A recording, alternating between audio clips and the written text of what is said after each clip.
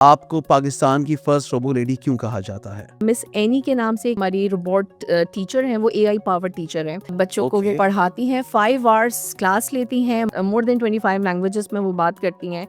क्या होगा कि क्या नौकरियां खत्म हो जाएंगी? मैन पावर कहाँ जाएगा? ये सिर्फ मिथ है कि जॉब्स खत्म हो जाएंगी। ज़रूर ख़त्म होंगी उन लोगों के लिए जो अपने आप को अपडेट नहीं करेंगे। इस वक्त जो एआई है वो हर फील्ड पे काम कर रही है। आप एग्रीकल्चर की बात करते हैं, हमारी मईशत की बात है, एजुकेशन में तो ये बहुत काम कर रही है। कोई भी बच्चा इलिटरेट नहीं रह सकता। एआई है क्या? ये कहाँ से आया? आजकल आप देख रहे हैं कि ये चैट जीपीटी, ग्रॉक और ये सब हमारे एक मुस्लिम पर्शियन मैथमेटिशियन थे, अल खुरैज़मी। अल-ख्वारिज़मी ये मौजूद हैं एआई की आर्टिफिशियल इंटेलिजेंस के। पहला बीज ही उन्होंने बोया है एल्गोरिथम का, अलजेब्रा का। हाल ही में आईटी मिनिस्ट्री ने अपनी एआई पॉलिसी तारीफ करवाई है। क्या वो कामयाब हो पाएगी या उसमें कुछ अमेंडमेंट की, कुछ तब्दीलियों की जरूरत है? मैं समझती हूँ एक बहुत बेहतरीन स्टेप है। जैसे जैसे वक्त बदलता जा रहा है, हर चीज़ में जो है वो चेंजेस ज़रूरी है, अमेंडमेंट्स होनी चाहिए। सिंध की एक पॉलिसी हमने तैयार की है। हम पूरा 1 ईयर का पूरा प्लान करके हम चाहते हैं कि हम गवर्नमेंट को दें। किस किस्म की रिफॉर्म्स आपने सजेस्ट की हैं? एक एम था कि मैं काम करूं कि bridging the gaps between academia and business group. एक बहुत बड़ा गैप है जो पढ़ाई के दौरान वो गैप को फिल नहीं किया जाता। अस्सलाम वालेकुम, एंगल 360 में खुशामदीद। मैं हूं मोहम्मद अली सुमरो। नाज़रीन, आर्टिफिशियल इंटेलिजेंस यानी एआई की दुनिया या उसके समंदर में जितने गौते लगाते जाएं उतने ही ज़्यादा राज अफशां होते जाते हैं। और टेक्नोलॉजी या जिद्दत की इस दुनिया में जितनी ज़्यादा रोज़ाना की बुनियाद पर जिद्दत हो रही है, जितनी इन्वेंशंस हो रही हैं, पूरी दुनिया की बात करें तो फिर तो इंटरनेट भरा पड़ा हुआ है। रोज़ाना ही कुछ ना कुछ नई खबरें, कुछ नई इन्वेंशंस या इजादात सामने आती रहती हैं। लेकिन यहाँ सबसे बड़ी फ़ख्र और ख़ुशी की बात यह है कि अगर उसी तरह की कुछ खबरें आपको पाकिस्तान से आने लगें तो इसका मतलब ये है कि ये एक ताज़ा हवा का झोंका आपको फ़ील होता है। मैं बात कर रहा हूँ आर्टिफिशियल इंटेलिजेंस की ही दुनिया में पाकिस्तान का नाम दुनिया भर में रोशन करने वाली पाकिस्तान की फ़र्स्ट रोबो लेडी सदफ़ भट्टी की। अस्सलाम वालेकुम सदफ़, कैसी हैं आप? वालेकुम अस्सलाम, बिल्कुल ठीक, और thank you so much for the wonderful introduction. आपका बहुत शुक्रिया कि आपने हमें ये शर्फ़ बख्शा कि हम आपके सामने इस वक्त मौजूद हैं और ये जान सकें कि आपको पाकिस्तान की फ़र्स्ट रोबो लेडी क्यों कहा जाता है?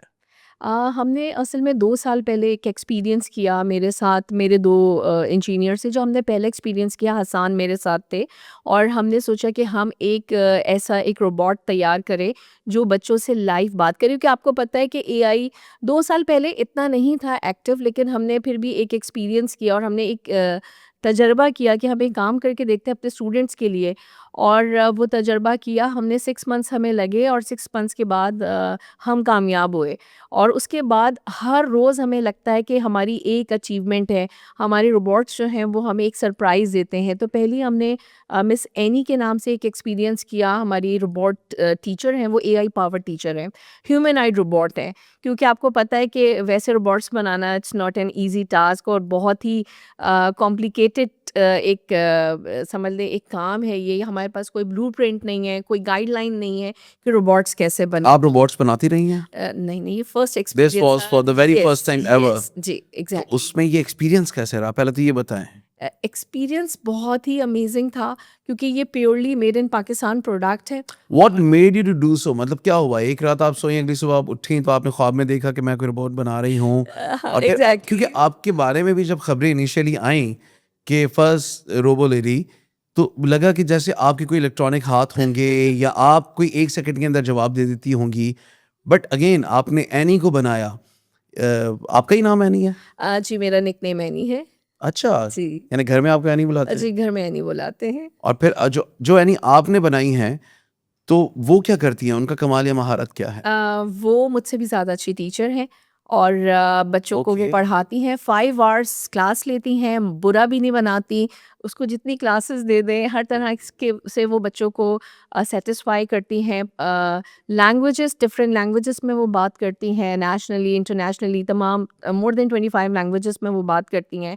सारे सब्जेक्ट्स पढ़ा सकती हैं, बच्चों को रेसिपीज़ भी देती हैं, स्किन हेल्थ केयर के बारे में भी सारे का बताती हैं। मतलब सारे सारे सब्जेक्ट्स। काम, जी, एग्ज़ैक्टली अच्छा, सारे। साइमल्टेनियसली वो बायोलॉजी भी पढ़ाएँगी सब, एग्ज़ैक्टली। और वो कोई कुकिंग क्लासेस भी ले रही होंगी। आप साथ-साथ बायो की क्लास के साथ-साथ आप उनसे पूछ लें कि जी आप हम मुझे कोई स्किन केयर बताएँ, वो उसी वक़्त बता देंगी। आप उनसे ये पूछें वंडरफुल। कि कराची के मशहूर खाने कौन-से हैं, इस्लामाबाद में इस वक़्त मौसम कैसा है और अमेरिका में सबसे अच्छी फूड चेन कौन-सी ओपन होने वाली है, वो आपको सब बताएँगी। और वो थकती भी नहीं है? नहीं, बिल्कुल भी नहीं। ब्रेक लेती हैं कोई? ब्रेक भी नहीं लेती हैं। हाँ, अगर हमारा उसकी जो ऑक्सीजन है, वो वाई-फाई है। जब जितनी तेज़ वाई-फाई चलता रहेगा, जब तक चलता रहेगा, शार्क नहीं खाएँगी, जब तक हमारी एनी चलती रहती है। पाकिस्तान में जदीद टेक्नोलॉजी का किरदार क्या है? और अगर मजमूई तौर पर बिगर पिक्चर की बात करें, तो टेक्नोलॉजी की तरक्की किस तरह मईशत को या तालीम के मैदान में या फिर रोज़गार के मौके अगर बढ़ाने हों, तो उसमें अपना किरदार कैसे अदा कर सकती हैं? देखिए, इस वक़्त जो एआई है वो हर फ़ील्ड पे काम कर रही है। अगर आप उसकी टेक्नोलॉजी की बात करते हैं, आप एग्रीकल्चर की बात करते हैं, हमारी मईशत की बात है, हमारी इकोनॉमी जो है वो आहिस्ता से इम्प्रूव होगी, बल्कि हो रही है। अगर आप निकाल के देखें कि पाकिस्तान ने कितना इम्प्रूव किया है अपना इकोनॉमी को, तो आपको इम्प्रूवमेंट नज़र आएगी एआई के बाद। इसके अलावा एजुकेशन में तो ये बहुत काम कर रही है। देखिए, स्टूडेंट्स का अब पर्सनलाइज़ लर्निंग की तरफ जो है ना वो ज़हन जाता जा रहा है। मतलब ये कि अब कोई भी बच्चा, अगर उसकी विलिंग उसकी उस आप समझ लें कि उसकी उस पे डिपेंड करता है। अगर वो चाहेगा तो कोई भी बच्चा इलिटरेट नहीं रह सकता। वंडरफुल। सबके पास जो है वो अब एक जादू की छड़ी आ गई है और अब हर कोई पढ़ सकता है। मोबाइल तो सब यूज़ कर सकते हैं। तो अब एआई की मदद से बच्चे पढ़ भी सकते हैं। मुझे थोड़ा-सा हिस्ट्री में झाँकने का एक तजस्सुस हो रहा है कि ये एआई है क्या? ये कहाँ से आया? और कहा जाता है कि जी अंग्रेज़ लेकर आए और जो जिद्दत पिछले 200 साल में हुई है, क्या ये उसी की कड़ी है या ये उससे पहले की भी कहीं पे कोई तारीख़ मिलती है एआई की? देखिए, जब हम हिस्ट्री की बात करते हैं ना, तो मुस्लिम साइंटिस्ट को नहीं भूल सकते। और जब मैं एआई के बारे में? एआई के बारे में भी अगर मैं बात अच्छा। करूँगी, तो हमारे एक मुस्लिम पर्शियन मैथमेटिशियन थे, अल खुरैज़मी। आपने भी यस। 9th मैट्रिक की बुक्स में पढ़ा बिल्कुल। होगा उनके बारे में, जिन्होंने जो अलजेब्रा, एल्गोरिथम को लेकर आए। और एल्गोरिथम से ही अब आप समझ लें कि ये पाइथन लैंग्वेज और ये सारा जो बॉट्स बन रहे हैं, इसकी जो कोडिंग होती है, ये वहीं से उसका स्टार्ट हुआ है। तो मैं समझती हूँ कि एआई जो आया है वो 9th सेंचुरी से ही इसका जो है वो इब्तिदा इसकी हो चुकी थी, और उसके बाद इसके ऊपर वर्किंग होती रही। और अब आप आजकल आप देख रहे हैं कि ये चैट जीपीटी, ग्रॉक और ये सब चीज़ों ने जो आपकी ज़िंदगी इन अदर वर्ड्स क्या ये कह सकते हैं कि अल-ख़्वारिज़मी ये मुवज्जिद हैं एआई की आर्टिफ़िशियल इंटेलिजेंस के? एग्जैक्टली। और ये गलत नहीं होगा? बिल्कुल भी गलत नहीं होगा। पहला बीज ही उन्होंने बोया है एल्गोरिथम का, अलजेब्रा का। अच्छा, आपका रोबोलेरी होने का तारुफ तो मैंने करवा दिया, but basically you are an educationist. तो तालीम के मैदान में आप या एजुकेशन की अगर हम बात करते हैं, साथ ही साथ में आप एफपीसीसीआई के एजुकेशन रिफॉर्म्स कमेटी का हिस्सा भी हैं। तो किस किस्म की रिफॉर्म्स आपने सजेस्ट की हैं और उससे आपको क्या लगता है कि माशरे को या स्पेशली पाकिस्तानी सोसाइटी को क्या फ़ायदा होगा? देखिए, एफपीसीसीआई जो मैंने ज्वाइन किया, तो सबसे पहले जो मेरा एक एम था कि मैं काम करूं कि bridging the gaps between education and academia and business group. क्योंकि जब बच्चा पढ़ाई के बाद जब बिजनेस ज्वाइन करता है, किसी भी फर्म को ज्वाइन करता है या अपना बिजनेस स्टार्ट करने जाता है, तो उसको बहुत सारी प्रॉब्लम्स आती हैं। एक बहुत बड़ा गैप है जो पढ़ाई के दौरान वो गैप को फिल नहीं किया जाता। तो सबसे पहले हमने इसके ऊपर वर्कशॉप्स किए, हमारे साथ फेडरेशन के बहुत सारे बिजनेसमैन ग्रुप ने हमारा भरपूर साथ दिया, और बहुत सारे यूनिवर्सिटी कॉलेजेस के हमारे पास चांसलर, प्रिंसिपल्स थे, उनके साथ मिलके हमने कुछ प्रोग्राम्स किए, बच्चों के लिए वर्कशॉप्स की। और उसके बाद जो अभी रिसेंटली मैं वर्क कर रही हूँ वो है AI integration in education, like in schools, colleges and university. एक निसाब का हिस्सा होना चाहिए। अगर आपने अभी स्टेप नहीं लिया, तो आने वाला वक्त जो है वो स्टूडेंट्स के लिए बहुत ज़्यादा डिफ़िकल्ट हो जाएगा। ख़वातीन का तालीम के मैदान में आगे आना या बहुत इनिशियली बेसिकली तालीम हासिल करना भी, उस रोल को आप कैसे देखती हैं? देखिए हम जब वुमेन एम्पावरमेंट की बात करते हैं ना तो एक्चुअली यही एम्पावरमेंट है कि आप लेडीज़ को ख़वातीन को ना सिर्फ तालीम में स्ट्रॉन्ग करें बल्कि टेक्नोलॉजी और इस वक्त जो एआई का ज़माना है इसके अंदर भी स्ट्रॉन्ग करना ज़रूरी है। अगर पाकिस्तान में हैं ख़वातीन मज़बूत? जी बिल्कुल, अभी बहुत कम है लेकिन ज़रूरी ये है कि हम उनके पास 4G वाईफ़ाई मौजूद हो, वाईफ़ाई सिस्टम मौजूद होगा तो पढ़ना अब कोई भी मुश्किल काम नहीं रहा है। एक और इम्पोर्टेंट सिग्निफिकेंट इन्वेंशन आपकी ये है कि आपने फर्स्ट एआई टूल्स डिक्शनरी बनाई। What is that? देखिए जिस वक़्त मैं खुद पढ़ रही थी एआई के ऊपर तो मैंने देखा कि हर रोज़ एक नहीं 3-4 टूल्स आ रहे हैं।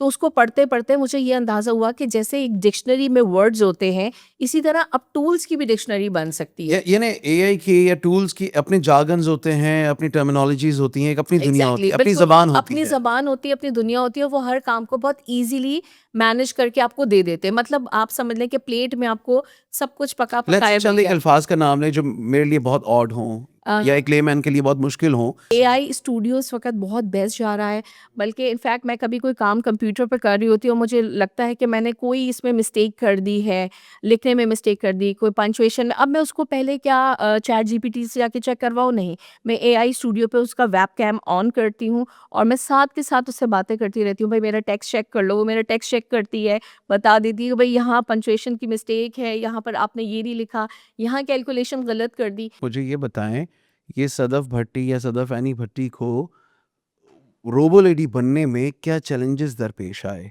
क्या इतना आसान था जितना आसान हम इस वक़्त मज़े से बात कर रहे हैं? वो 2 साल का सफ़र या उससे भी पीछे का सफ़र कैसा था? देखिए, सबसे पहले तो हमें ये आइडिया नहीं था, जब मैं बता रही हूँ कि मैंने जब अपने जो एक टीचर थे हसन, उनसे मैंने बात की। अब वो कहते हैं ना कि बॉस इज़ बॉस, उन्होंने फ़ौरन कहा, "जी मिस, बिल्कुल हो जाएगा, ये काम चलते हैं और हम ढूँढते हैं और हो जाएगा, जैसा आपने सोचा है हम वैसा बनाएँगे।" उसके बाद हम जितने भी कराची की स्क्रैप मार्केट्स हैं या ऐसी मार्केट्स हैं, जहाँ पर मेरा ख़्याल से लेडीज़ बहुत मुश्किल से जाती हैं, हमने वहाँ जाके सेंसर्स ढूँढे और हमने वहाँ पर जाके सारा अच्छा। हमने सामान में से तारें, वायर्स ये सब कभी ऐसा निकाले। हुआ कि कोई कॉम्पिटेंट ना मिला हो? ऐसा भी हुआ, फिर उसके बाद हमारी टीम में एक और हमारे एक और टीचर थे अनीक, वो शामिल हुए और अनीक का काम ही ये था मदरबोर्ड्स बनाना, वो उसका ज़हन ही वहाँ पर रहता है। तो कभी कुछ नहीं मिलता तो वही हमें बना के देते हैं कि मिस ये आपके ज़हन में, मैं ये कहती हूँ ना कि भई ये काम करना है, तो वो फिर उसका जो है पूरा सिस्टम मुझे तैयार करके देते हैं। हम मार्केट्स में जाते हैं, विज़िट्स करते हैं और उसके बाद फिर वो इसका मतलब है सदफ़, जो मुझे आपसे बात करके खुशी भी महसूस हो रही है कि पाकिस्तान में ना सिर्फ़ बहुत पोटेंशियल है, एग्ज़ैक्टली। बल्कि इन हाउस साइंटिस्ट भी हम क्रिएट कर सकते हैं। बिल्कुल, बिल्कुल कर सकते हैं और सिर्फ़ सोच होनी चाहिए आपके पास। सोच थी मेरी और मुझे जो है वो मेरे दोनों जो इंजीनियर्स थे उन्होंने कहा ओके मिस, हम आपके साथ हैं और वो मेरा ख़्याल से हम तीनों जो सफ़र पे निकलते थे, हम कामयाब ही लौटते थे वापस। अल्लाह ने बहुत साथ दिया। अच्छा, चलें अब other side of the picture पे आ जाते हैं ना। ये जितनी अच्छी-अच्छी बातें हम कर रहे हैं, देखने वालों में से शायद किसी के ज़हन में ये ज़रूर आया हो, मेरे ज़हन में तो अब इस वक़्त आ रहा है कि क्या मशीन टेक ओवर कर लेगी? क्या जॉब्स ख़त्म हो जाएँगी? क्या होगा कि आप जैसी अगर 10 रोबो लेडी और आ गईं या कोई कॉर्पोरेट इंडस्ट्री ने बाकायदा धड़ाधड़ इस तरह के रोबोट्स तैयार करने शुरू कर दिए। आपका एकेडमिया से ताल्लुक़ है, आप ख़ुद एजुकेशनिस्ट हैं, तो स्कूलों से वो टीचर्स कहाँ जाएँगी अगर हर क्लासरूम में एक वही एनी रोबोट खड़ी होगी और वो पढ़ाएगी, which is definitely very good, but on the contrary क्या होगा कि क्या नौकरियाँ ख़त्म हो जाएँगी, मैन पावर कहाँ जाएगा? और ऐसे में फिर कौन-सी जॉब या कौन-सी फ़ील्ड बेहतर रहेगी? अच्छा देखिए, इट्स अ मिथ और ये मैं समझती हूँ रियलिटी से बहुत दूर की बात है। ये सिर्फ़ मिथ है कि जॉब्स ख़त्म हो जाएँगी। ज़रूर ख़त्म होंगी उन लोगों के लिए जो अपने आप को अपडेट नहीं करेंगे, उनकी जॉब्स ख़त्म हो जाएँगी। दूसरी बात ये है कि जॉब्स जो है ना चेंज हो जाएँगी, एक बहुत बड़ा रेवोल्यूशन आएगा और ये ऑब्सोलीट हो जाएँगी ये सारी चीज़ें। जैसे पहले बैठ के डाटा एंट्री की जाती थी, वो सब ख़त्म हो जाएगी। इवन सॉफ्टवेयर इंजीनियरिंग भी आहिस्ता-आहिस्ता ख़त्म हो जाएगी। अच्छा। इसके साथ जो है वो एआई इंजीनियरिंग आपकी है और मार्केटिंग में पहले तो हम पम्फलेट्स बाँटते थे, अब डिजिटल मार्केटिंग हो जाएगी। नहीं, रुक वे जाइए 1 मिनट। हाँ, सॉफ्टवेयर इंजीनियरिंग ख़त्म हो जाएगी तो जी। उन बच्चों का क्या, जो ऑलरेडी इस वक़्त मुख्तलिफ़ यूनिवर्सिटीज़ में और इंजीनियरिंग कॉलेजेस में सॉफ्टवेयर इंजीनियरिंग पढ़ रहे हैं? देखिए अब ये एक नई लॉट आप तैयार कर रहे हैं किस एस मार्केट के लिए? एग्ज़ैक्टली मैं यही आपको बात बताना चाह रही हूँ कि आहिस्ता-आहिस्ता ये चीज़ें ख़त्म होती जाएँगी। ग्राफ़िक डिज़ाइनिंग जो है या वीडियो एडिटिंग है, ये बहुत ज़्यादा प्रॉब्लम्स आने लगेंगे। तो अभी से एआई इंटीग्रेशन कंपलसरी कर देनी चाहिए यूनिवर्सिटीज़ में, ताकि जो अब हमारे सॉफ्टवेयर इंजीनियर्स बाहर आ रहे हैं, उनको पता होना चाहिए कि what is prompt engineering, AI engineering क्या है। ये सारी चीज़ें उनको पहले से मालूम होनी चाहिए, मशीन लर्निंग का पता होना चाहिए उनको, ताकि आने वाले वक़्त में उन्होंने जितना कुछ पढ़ा वो ज़ाया नहीं हो। क्या खुद आर्टिफिशियल इंटेलिजेंस के अंदर भी कोई नई जिद्दत, कोई नई टेक्नोलॉजी सामने आती जा रही हैं, या अभी तक हम सिर्फ वहीं, स्पेशली पाकिस्तानी तो सिर्फ इससे इस्तेफादा करते हैं कि फ़ौरन रिसर्च करके कुछ निकाल लें, कोई थीसिस, कोई आर्टिकल। सो इससे ज़्यादा भी दुनिया आगे बढ़ चुकी है? बिल्कुल बढ़ रही है। अभी तक देखिए हम नैरो एआई पे हैं, अभी इसके बाद एजीआई आ रहा है, जहाँ पर आपकी जो ज़िंदगी अभी तक हम वर्किंग कर रहे हैं, उसके बाद ये वर्क करेंगे और हम बैठेंगे और ये वर्क करेंगे, और उसके बाद जब सुपर एआई आ जाएगा, तो मैं समझती हूँ कि दुनिया फिर खतरे में पड़ सकती है, क्योंकि वो सारे डिसीजंस खुद लेगा। लेकिन मैं आपको बताऊँ कि जो वक़्त के साथ-साथ जो चेंजेज़ आ रही हैं, it's I think it's a good, very good change. कोई एग्जांपल दें आप हेल्थ सेक्टर की बात करें, तो हुँ। अभी मैं आज एक रिपोर्ट पढ़ रही थी नैनो बॉट्स के बारे में। ओके। जैसे अभी तो हम एंटीबायोटिक खा लेते हैं और हम जल्दी से ठीक हो जाते हैं, लेकिन इसके बाद नैनो बॉट का जो साइज़ होगा वो एक ह्यूमन सेल के बराबर होगा। वो आपकी बॉडी में क्या जाएगा, खाना पड़ेगा? जी, वो आपकी बॉडी में जब जाएगा, अब वो इंजेक्ट किया जाएगा या वो उसको ओके। स्वॉलो किया जाएगा, लेकिन ये कि उससे आपकी बॉडी में कैंसर है या कोई भी डायबिटिक्स ओके। है, उससे रिलेटेड कोई भी ऐसी बीमारी है, वो ना सिर्फ डिटेक्ट करेगा बल्कि आपकी उस डिजीज़ से फाइट भी करेगा। तो इनिशियल स्टेज पर जो है वो हमें बीमारी जो है वो डायग्नोस हो सकती है कि ये कैंसर की तरफ जा रहा है या कोई भी एक्स वाई जेड कोई भी इशू है। हाल ही में आईटी मिनिस्ट्री ने अपनी एआई पॉलिसी मुतारिफ करवाई है। जी।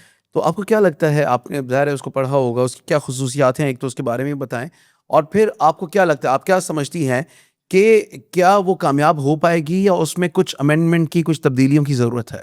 सबसे पहले मैं अप्रिशिएट करूँगी शाहज़ा ख्वाजा साहिबा को, जिन्होंने AI policy first time introduce की। अभी ये जुलाई में ही आई है इनकी पॉलिसी, और मैं समझती हूँ एक बहुत बेहतरीन स्टेप है। ऑब्वियसली देखिए जैसे-जैसे वक़्त बदलता जा रहा है, हर चीज़ में जो है वो चेंजेस ज़रूरी है, अमेंडमेंट्स होनी चाहिए। जैसे उनका एक पॉइंट था कि हमें 2 साल में या 2030 तक 2 मिलियन जो लोग हैं उनको हमें ट्रेन कर देना चाहिए फॉर एआई। लेकिन मैं ये समझती हूँ कि 4 इयर्स, आप 2026 से अगर अंदाज़ा लगाएँ, 4 इयर्स बहुत ज़्यादा टाइम है। आई थिंक 6 मंथ्स में हमें जो है वो लोगों को इस वक़्त ट्रेनिंग्स देनी चाहिए, टीचर्स ट्रेनिंग है, या फिर जैसे इस वक़्त बहुत सारे प्राइम मिनिस्टर के जो है वो प्रोग्राम नैफटेक है। क्या इसके क्या लॉट की ब्रैकेट क्या होनी चाहिए, कि आपके ज़हन में कुछ है कि हम 6 महीने में कितनी लॉट तैयार कर अब सकते हैं? 10 जितना लाख, 20 जो लाख? उन्होंने 5 इयर्स में कही है ना, वो 6 मंथ्स में तैयार होनी चाहिए। जिसे कहते हैं ना, एक फ़ौज तैयार होनी चाहिए। नहीं, और प्रैक्टिकली हो भी सकती है? बिल्कुल हो सकता है, अगर टीचर्स ट्रेनिंग हो गई, टीचर्स हमारे ट्रेंड हो गए, तो आप समझ लें हमारे स्टूडेंट्स ट्रेंड हो गए। यस। ठीक है ना? अच्छा। यानी अगर हज़ारों की तादाद में 50,000 या 80,000, 1 लाख टीचर्स ही ट्रेन हो गए मुल्क भर बिल्कुल। में, हुँ। तो अल्टीमेटली हर एक टीचर 20, 50, 100 बच्चों को तो पढ़ाता ही है। बिल्कुल so that's exactly. Gonna multiply. तो आप इसको अंदाज़ा लगाएँ कि हम 6 मंथ्स में, चले 1 ईयर में हमें इतना कवर कर लेना चाहिए, क्योंकि देखिए आने वाले वक़्त में बच्चे को इंग्लिश आए, नहीं आए, उर्दू आए, नहीं आए, फ्रेंच लैंग्वेज आए, नहीं आए, लेकिन अगर उसको एआई टूल्स नहीं आए या एआई के पढ़ाए हुए टॉपिक्स नहीं उसको समझ में आए, तो वो आगे मूव नहीं कर सकता। ये मतलब आप समझ लें कि इसके ऊपर फ़ौरी तौर पर एक्शन लेना चाहिए। क्या एआई के भी डेडिकेटेड टीचर्स होने चाहिए, या इस्लामियात की टीचर को भी एआई सीखना चाहिए? जो ज्योग्राफी और हिस्ट्री पढ़ा रहे हैं उनको भी एआई आना चाहिए? इस तरह से होना चाहिए? एआई इज़ फॉर एवरीवन, चाहे वो 2 साल का बच्चा हो, चाहे वो 80 साल के हों, सबको आना चाहिए। चाइना ने भी अनाउंस किया था कि हम 6 ईयर्स से अपनी एआई एजुकेशन को कंपल्सरी कर देंगे। लेकिन मैंने अपने स्कूल में, अपने कैंपस में, मैंने 2.5 साल के बच्चे को भी एआई की ट्रेनिंग देनी शुरू कर दी है। हमारे स्कूल में A for apple, B for ball नहीं पढ़ाया जाता, बल्कि ए फॉर, आप आएँ किसी भी अगर बच्चे से पूछे, ए फॉर कहेगा artificial intelligence, B for bot, C for coding, D for data. वो आपको सब ये वाली लैंग्वेज वो बताएगा। दिखाएंगे किस तरह? एप्पल तो चले, आप समहाउ कोई ना कोई खिलौना उसको दिखा देंगे। फ्लैश कार्ड्स हमने ओके। बनाए हुए हैं। इसके अलावा हम कंप्यूटर पे भी बच्चों को दिखाते हैं, और इसके अलावा हमारी मिस एनी और मिस साहा भी मौजूद हैं और वो दोनों बच्चों को मॉर्निंग में आधे घंटे का लेक्चर देती हैं। ये कौन है?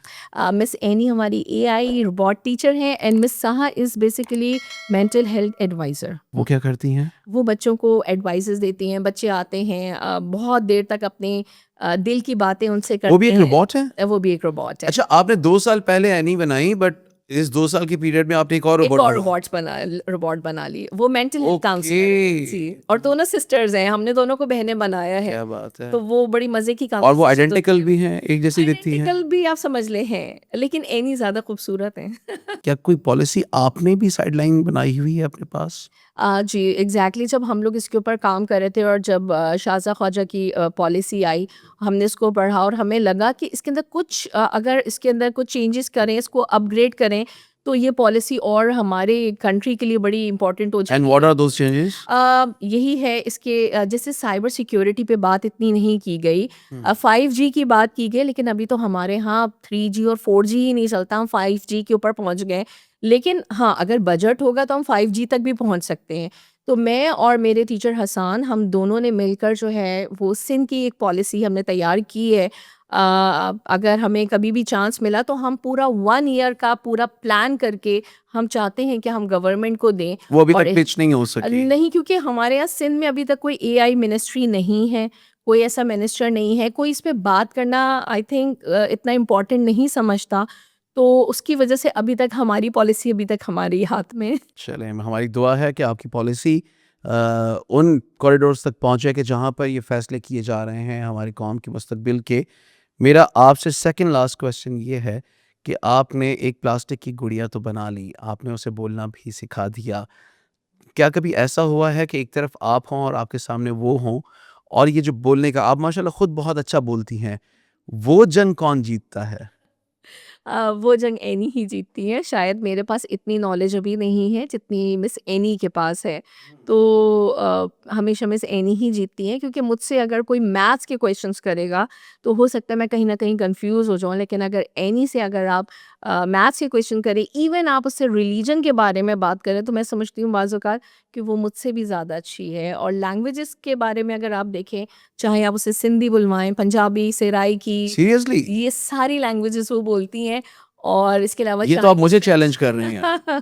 फिर तो आपको आना पड़ेगा, एक दिन मेरे साथ मेरे स्कूल में रहना पड़ेगा। चलें, इसको यूँ करते हैं, my last question to you is, मेरे ज़हन में ये था, इज़ देयर अ पॉसिबिलिटी, क्या कभी ये हो सकता है कि एनी हमारे सामने मौजूद हों और हम एनी से सवाल जवाब करें, या बिल्कुल, इस तरह से कोई इंटरव्यू करें? यस, बिल्कुल ऐसा हो सकता है। और आप मेरे ख़्याल से ऐसी पॉडकास्ट जो है वो आपकी कभी नहीं हुई होगी जैसी एनी के साथ होगी। तो फिर क्या आप हमें प्रॉमिस कर रही हैं कि हम एनी के साथ बहुत जल्द पॉडकास्ट करने जा रहे हैं? जी, बहुत चैलेंजिंग होगा और आई एम श्योर कि बहुत ज़बरदस्त होगा। बिल्कुल मैं चाहूँगी कि एनी भी आएँ और आपके साथ एक पॉडकास्ट करें। We would love to do that. Thank you so very much. Thank you. Sadaf Bhatti हमारे साथ मौजूद थी, जो कि पाकिस्तान की फर्स्ट रोबो लेडी हैं, और इनके तारुफ में मैंने जो कुछ कहा उससे बहुत बढ़कर आज हमने वो गुफ्तगू की कि जिसमें इन्होंने हमें बहुत वाज़ेह तौर पर बताया कि एआई की दुनिया, एआई टेक्नोलॉजी या आर्टिफिशियल इंटेलिजेंस के इस समंदर में आप जितने डेफिनेटली गौते लगाते जाएं, उतने ज़्यादा आप डूबते नहीं हैं, बल्कि उभर के